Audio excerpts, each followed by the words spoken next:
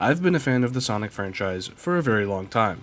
The first games I ever remember even playing were Sonic 1 and 2 back on the Genesis. And is it really a surprise to anyone that I'm a fan of Sonic? You know, considering that all my videos are about the blue blur?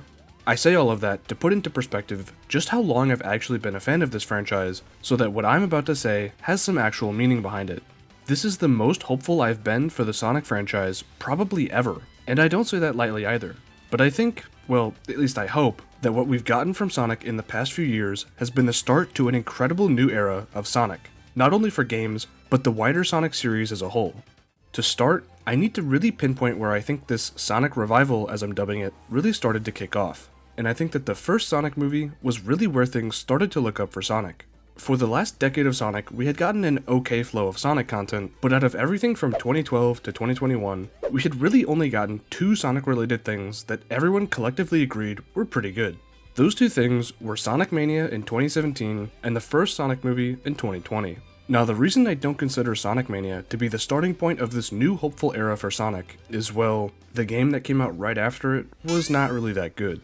And then after that, we really didn't get much in terms of Sonic until 2020, when the first Sonic movie released.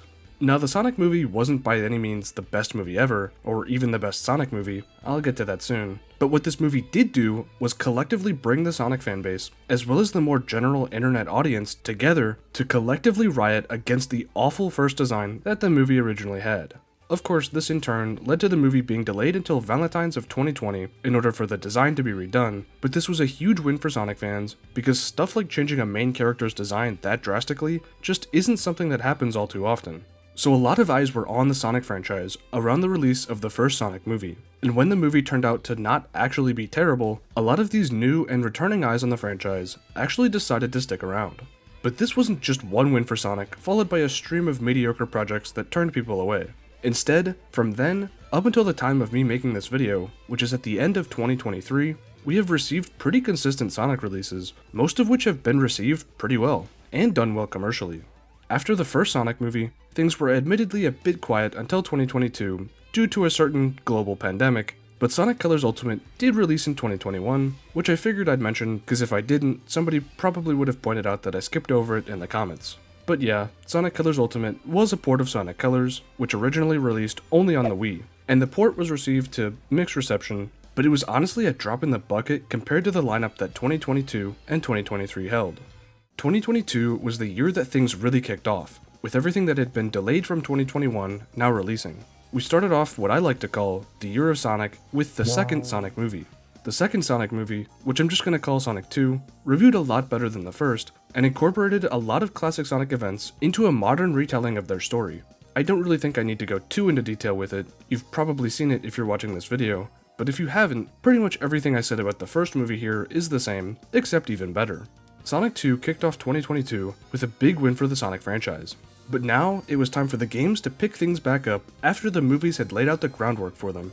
Sonic Origins was released on Sonic's birthday in 2022, which was a collection of the four classic Sonic games, Sonic 1, Sonic CD, Sonic 2, not the movie this time, and Sonic 3 and Knuckles. This collection had some issues, but I'll go over how all of those and others tie this era of Sonic together at the end of the video. For now, I'll just say that the game was met with mixed to positive reviews, a lot of which came down to the price of the collection, but this wasn't the main Sonic release that everyone was looking forward to this year. Sonic Frontiers was the first mainline Sonic game to have released in 5 years, and I know I tend to bring this up a lot, but Sonic Forces really damaged the reputation of Sonic for any unlucky soul that knew of its existence. So a lot of effort was put into Frontiers from Sonic Team so that they didn't repeat their past mistakes, and as I'm sure a lot of you know, it definitely paid off. Sonic Frontiers immediately became a huge success, becoming the best-selling 3D Sonic game of all time. I've already gone over Sonic Frontiers' redemption arc in another video, feel free to check it out if you want to, but at first, it seemed like Frontiers was going to just be another mediocre 3D Sonic game, and the inevitable Sonic cycle was just going to continue on. Of course, Sonic Frontiers broke the mold and ended up being pretty good, but that wasn't even the last thing 2022 would have to offer for Sonic. Sonic Prime was a Netflix cartoon that would get 3 seasons, each with 8 episodes, and released at the end of 2022.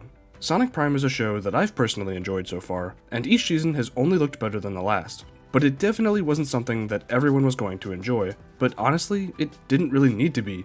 Since this year of Sonic already had so much other Sonic content to enjoy, Sonic Prime Season 1 was a pretty good way to cap off 2022. Sonic Prime revolves around Sonic's universe being split into a multiverse, so you can tell from that description alone that there would be good and bad parts to it. Multiverse plots take a lot of work to pull off, and while no one was really saying that Sonic Prime wouldn't work, no one really said that it was going to be the best multiversal story either.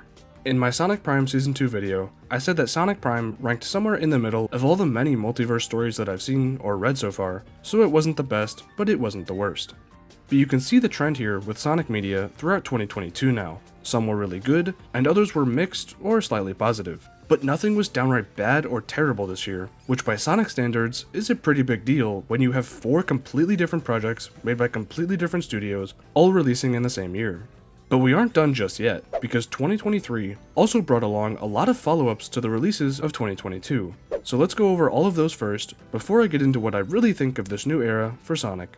Sonic content in 2023 kicked off with some updates for Sonic Frontiers. Not very major ones, but they were improvements to the game that helped to shape its eventual Final Horizon release, which I'll get into in a little bit. But first, Sonic Origins Plus released on Sonic's birthday once again in 2023. Origins Plus was around the same level of quality as Sonic Colors Ultimate was, but that wasn't really the fault of the developers, and more so Sega trying to push harsh deadlines for them to meet. Origins Plus DLC wasn't met with great reception, and honestly I wish it was better, but this was probably the weakest Sonic release in the last few years, which was offset by Sonic Frontiers' second update also being released on the same day, so it wasn't all too bad.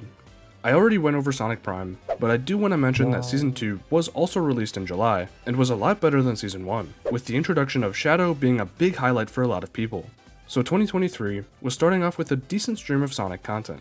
Now we get into the more recent events, the first of which was Sonic Frontiers' third and last update being the Final Horizon. I've gone over the Final Horizon pretty extensively already, so if you want a more in-depth look into that update, you can check out some of my other videos on it, but I will at least cover the surface level reception of that update. The Final Horizon really completed Sonic Frontiers as a full game for a lot of people. It fixed up the last island in the game, and replaced the final boss with one that was 10 times better. There was some debate surrounding the difficulty of some elements within the update, but everyone eventually said that it was all worth it for the intensity of the final boss. Sonic fans had been waiting since Frontiers first came out for a reworked ending to the game, and this update absolutely delivered on that front, and was received pretty well by a lot of people. And while the Final Horizon may have been the main Sonic release for a lot of people this year, another mainline Sonic game also released in October, which is of course Sonic Superstars. Sonic Superstars is a 2.5D classic Sonic game featuring a bunch of different playable characters and a ton of different gameplay elements such as multiplayer and the ability to use different powers from the Chaos Emeralds. Sonic Superstars has, so far, been pretty decently well received, not as much as Sonic Frontiers or the Final Horizon was, but I haven't seen too many overall negative reviews of the game. Superstars was a pretty nice conclusion to this follow-up year of Sonic, and for once, the future of Sonic is now uncertain, but also more clear than I think it's ever really been, at least in the last decade of the franchise. Some future Sonic releases that we know of are the third Sonic movie and Sonic Prime Season 3, both of which will probably come out in 2024, but Sonic Prime Season 3 doesn't have a definitive release date yet, so it could be around the end of this year, and if it is, then that's just another thing to add on to this already stacked list of Sonic content that we've gotten in recent years.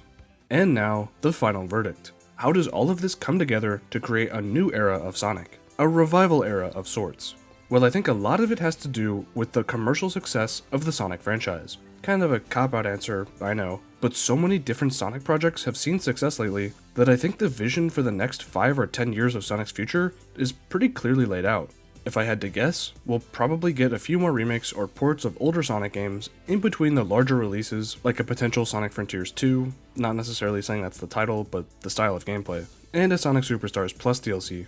And we know that the movies are pretty popular as well, with a Knuckles TV show coming out sometime in the future, so I'm sure the movie universe will probably still continue on after Sonic 3, at least for a little bit. And in terms of Sonic Prime, I think it was an experiment that went well for the Sonic brand. I don't think a direct continuation of Sonic Prime should be 100% expected, but a new animated Sonic show after Prime wraps up seems like it would be a pretty obvious thing to greenlight, so I wouldn't be surprised if we get one of those after Sonic Prime finishes up, potentially even from the same studio with the same voice cast. And that's really why I said that I was hopeful for the future of Sonic. because with the success that the franchise has seen with its recent projects, it seems pretty obvious which path the series is headed down, and it's one that I'm pretty personally excited for. Not every project has been a definitive win for Sega, and there have been a few mixed things here and there, but for the most part, the state of the Sonic franchise in 2023 is looking positive, which is not something that happens all too often for Sonic, unfortunately. But again, I think they finally have a clear vision to follow now, so that Sonic does stay in a positive light, at least for a while. I don't think we're fully into a new golden era of Sonic just yet, but I think these past few years have been the beginning of a new revival for Sonic, which could eventually unfold into the best Sonic has ever been, and personally, that's what I'm so hopeful and excited for. I've been a fan of the Sonic franchise since I first learned what video games were. I've stuck with it through its ups and downs, and if Sega plays their cards right, then I think these next few years could be one of Sonic's highest points in his entire history. Thanks for watching this video, and I hope you enjoyed it. It seems the sentiment that I've had towards the Sonic series at the end of most of my recent videos has been that I'm hopeful for the future of Sonic, and I can't wait to see what they do next. So I decided to just make one big video going over the state of the franchise. I might make this a yearly thing, but I guess that all depends on how much Sonic content we actually get throughout the year, so we'll see. Anyways, be sure to leave a like and subscribe to the channel if you enjoyed this video, and I'll see you next time.